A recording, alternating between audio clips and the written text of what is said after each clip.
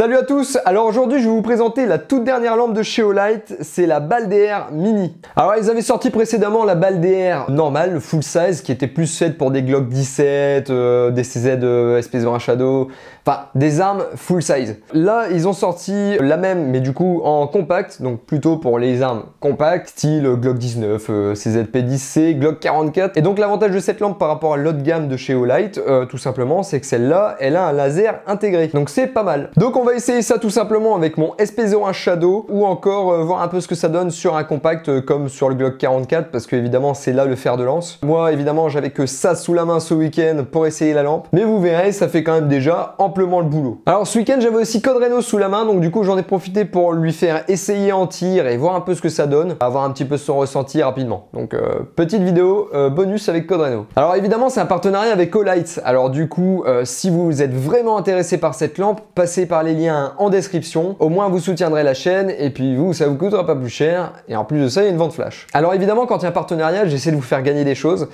donc là ça sera une lampe EDC de chez Olight évidemment, c'est 3 fois rien mais ça fait toujours plaisir. Pour celui qui veut y participer ce sera tout bête, vous mettez le hashtag tir national dans les commentaires et puis moi je ferai un tirage au sort. Bon donc du coup c'est parti, générique, présentation de ça en sortie de boîte et séance de tir avec Code Reno et puis après on conclura.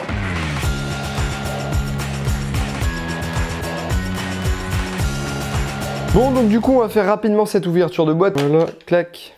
Donc il s'agit bien de la Baldeair Mini, le packaging est super bien foutu. Ah ouais, alors attends on va faire comme ça. Alors on tombe directement sur la lampe qui est quand même très sympa. Avec le laser vert, ça arrive chargé donc ça c'est cool.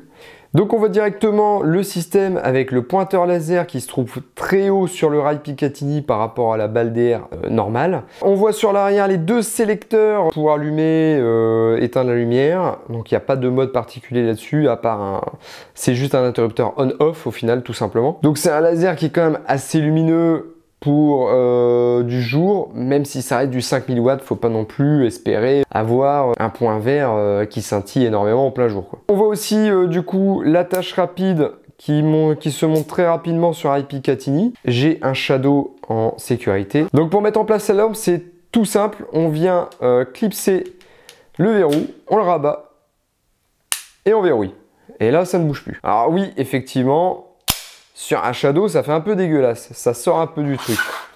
N'empêche que sur un compact, je vous mets la vidéo juste à côté, quand on met sur un Glock 19, un Glock 44, ça rend quand même déjà beaucoup mieux. Dans la boîte, qu'est-ce qu'on a d'autre? On a le chargeur magnétique. C'est vraiment tout bête. Voilà, ça se clipse comme ça. Ça se verrouille. On a un petit indicateur sur le petit plastique un peu transparent là. Si c'est rouge, ça charge. Si c'est vert, c'est chargé.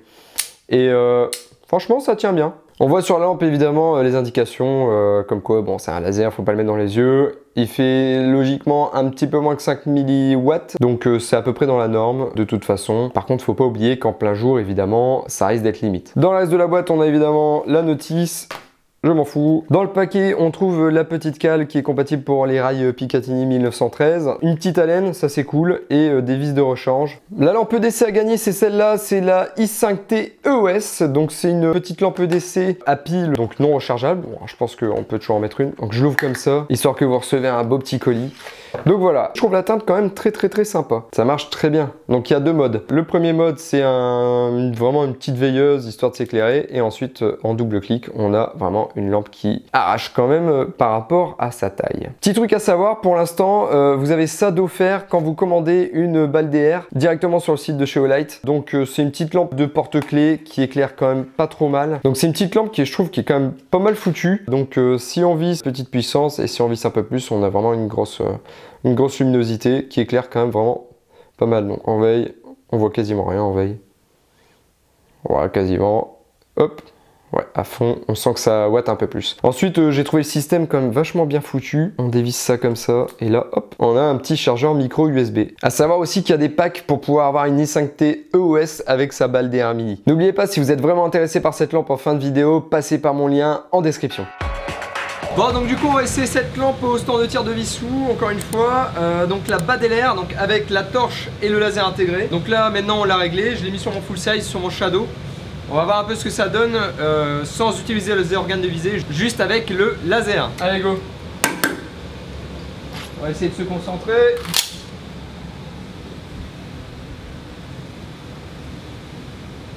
Alors juste avec le laser, hein.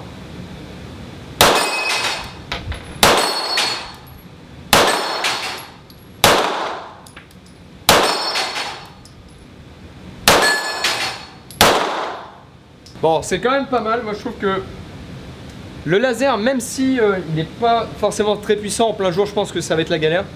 Mais là, dans des conditions comme ça marche quand même super bien. Moi qui adore les gongs, c'est vrai que ça donne un petit côté joueur. Moi, j'aime bien. C'est sympa, je trouve quand même. Bon, là, on va essayer juste avec la lampe, voir un peu si on n'est pas trop gêné par rapport aux fumées. Donc, lampe plus laser. Hop.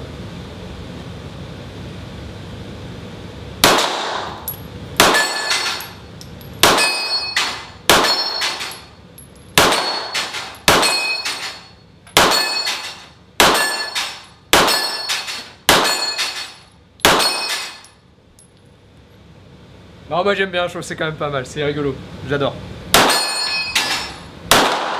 Putain, j'étais dedans là.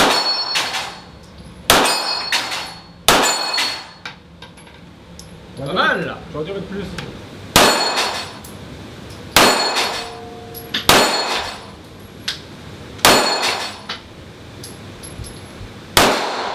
Génial.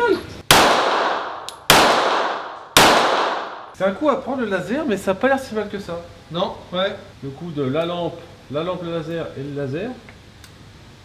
Ouais, c'est... On voit quand même assez bien le laser chaud. Ce qui est bien, c'est que le point chaud est vraiment très large. Donc ouais. Là, pour une arme de poing, c'est pas mal. Allez, concentration, tout ça, tout ça. Bah yes, tu l'as eu.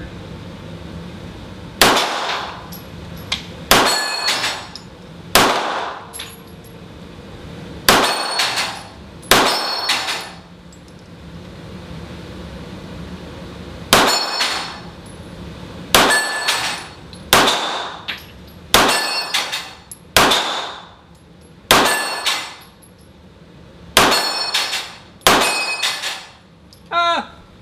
La pu! Ah!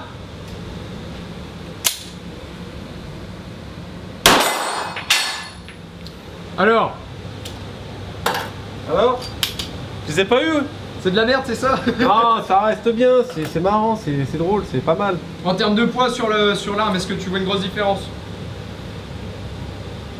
Je la trouve quand même assez légère. Ouais, ça se sent un petit peu, mais c'est pas méchant. Ouais. Ouais, elle chauffe pas tant que ça en plus, c'est bien, elle est pas trop puissante pour une Olight.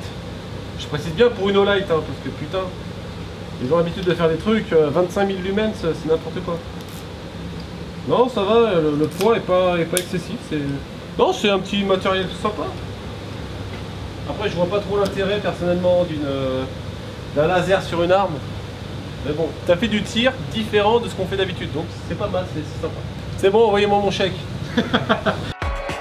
Bon, vous avez vu les essais au stand. Merci à Codreno d'avoir participé, c'était vraiment cool. Bon, donc du coup, vous avez vu, moi je me suis éclaté au stand avec cette lampe, enfin surtout avec le laser au final, parce que en tant que tireur sportif, la lampe, ça peut marcher dans un aspect tactique, survivaliste, quelque chose comme ça, mais bon, c'est pas forcément ma tranche.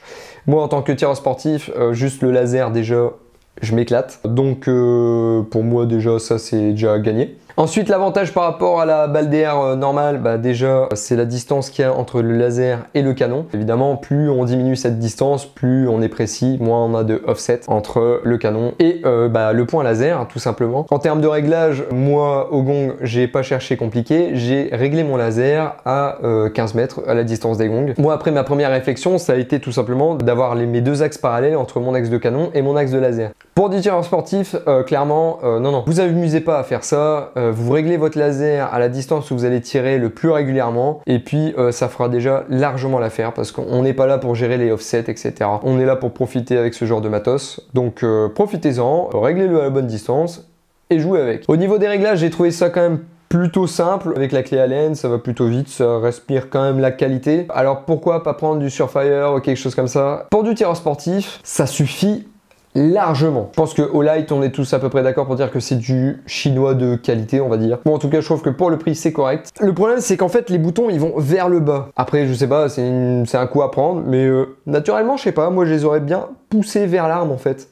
Donc quitte à l'avoir sur le pouce, appuyez et ça vient directement. Bon, là c'est vers le bas. Bon. Pourquoi pas? Est-ce que c'est pas des problèmes de conception, etc. Au niveau du sélecteur laser torche, son placement sur la lampe torche, il est pas déconnant. La sélection est assez précise et verrouille assez bien, donc ça c'est plutôt gage de qualité aussi. Le verre sur la lampe a l'air assez costaud. Alors pour les airsofters, je sais pas si ça fera le boulot. Au niveau du montage rapide, franchement, c'est hyper efficace. Alors évidemment, sur un full size, ça fait un peu con. N'empêche que sur un Glock 19, un Glock 44, un CZP-10C, des choses comme ça, voire même du subcompact, je sais plus si le 26 il a un rail Picatinny, mais je pense que ce serait pas déconnant d'en mettre un là-dessus. Bon, donc voilà, merci d'avoir regardé cette vidéo. Encore merci à Code Reno d'avoir participé, c'était cool de sa part. Merci au stand de tir de Vissou qui m'a encore accueilli une fois de plus. N'oubliez pas dans les commentaires hashtag tir national. Le tirage au sort, il aura lieu le 4 septembre. Je ferai certainement un direct sur Instagram. Comme d'habitude, merci d'avoir regardé cette vidéo. Tu peux me mettre un petit pouce bleu, t'abonner si c'est toujours pas fait. Mettre la cloche si tu veux être averti de la prochaine vidéo. Je poste pas assez souvent, mais là, j'ai un studio, ça va recommencer, on est bien. Donc voilà, merci, hein, puis bisous.